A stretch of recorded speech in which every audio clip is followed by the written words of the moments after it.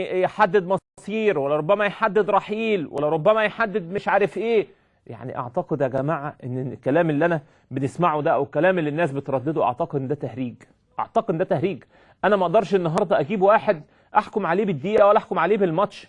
نادي الزمالك نادي كبير ومجلس اداره محترم ومؤدي بشكل جيد جدا. الفرق بينه وبين الاهلي 4 نقط. المشوار لسه طويل. ميدو حازم النهارده مش دفاعا على ميدو ولا دفاعا على حازم، ولكن هم النهارده عاملين 4 لقاءات او 5 لقاءات، كسبانين 4 لقاءات. مش عارف حد يصلح لي اللي سامعني. يعني كسبانين 4 لقاءات وخسرانين لقاء، او كسبانين 3 وخسرانين لقاء. انا الحقيقه مش متذكر.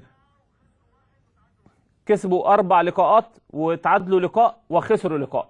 اعتقد ان دي نتيجه ما تستدعيش ابدا ان انا اخسر فالجهاز الفني يرحل. اعتقد نادي الزمالك محتاج استمراريه واستقرار، بالذات في حته الجهاز الفني. محتاج اديله نفس ووقت. محتاج النهارده، لان النهارده لو دخلت لوغاريتمات وانا بقول كده في حاله خساره الزمالك، في حاله مكسب الزمالك خلاص. انا ليه بقول كده؟ لان انا اتكلمت عن النادي الاهلي وقلت النادي الاهلي في حاله الخساره في حاله المكسب السيستم واحد. لازم يصدر نادي الزمالك مشهد للناس ان في حاله المكسب في حاله الخساره دي في النهايه كوره.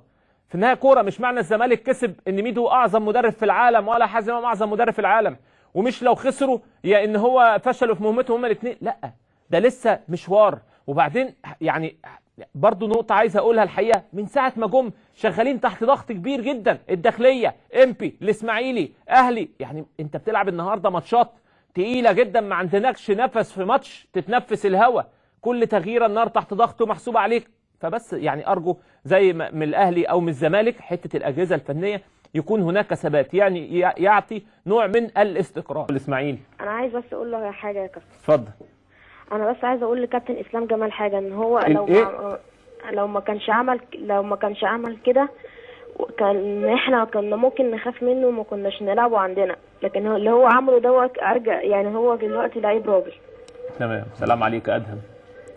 حبيبي ادهم. وانا بحبك على فكره يا كابتن اسلام. وانا كمان بحبك وميرسي لكلامك الجميل ده. شكرا يا كابتن. طيب اسلام، بكره النتيجه ايه؟ بكره النتيجه 2-0 للزمالك. 2-0 للزمالك ان شاء الله باذن الله. دي لقطات خاصه وحصريه وصول اتوبيس نادي الزمالك لمكان الاقامه في برج العرب. دي لقطات على الهواء مباشره دلوقتي. طيب ده الزمالك في استاد برج العرب. دي مغادره استاد برج العرب متجه الى فندق الاقامه. استاذ سامح من المنصوره، مساء الخير يا فندم.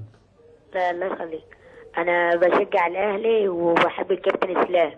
طب كويس. دي حاجه كويسه. توقعاتك بكره ايه؟ توقعت فوز الاهلي 2-0. فوز الاهلي 2-0. بشكرك شكرا جزيلا يا سامح. معانا حد تاني؟ مين؟ استاذ رجب من الاقصر. مساء الخير يا استاذ رجب. ازيك يا استاذ زيد؟ ازيك يا ريس؟ ازيك يا باشا؟ وحشني. الله يبارك لي فيك يا كابتن سيف. طب تحيات اسلام جمال نجم الزمالك اهو، نجم الاسماعيلي الحالي. ده تحياتي لاسلام جمال الراجل المحترم المهذب اللاعب المحترم ده. ده لاعب محترم، ده ابن زمالك فعلا يعني يا كابتن. انت زملكاوي؟ زملكاوي والله للركب. الجواب بيبان من عنوانه. توقعاتك بكره ايه؟ في 5000 جنيه. 5000؟ 5000 هاخدهم انا يا كابتن سيف. الايه؟ هياخدهم انا باذن الله. ان شاء الله. النتيجه كام؟ 3-0 يا باشا. 3-0 للزمالك. بشكرك شكرا جزيلا. كهربا. ان شاء الله باذن الله. بشكرك شكرا جزيلا. استاذ محمد من اسكندريه.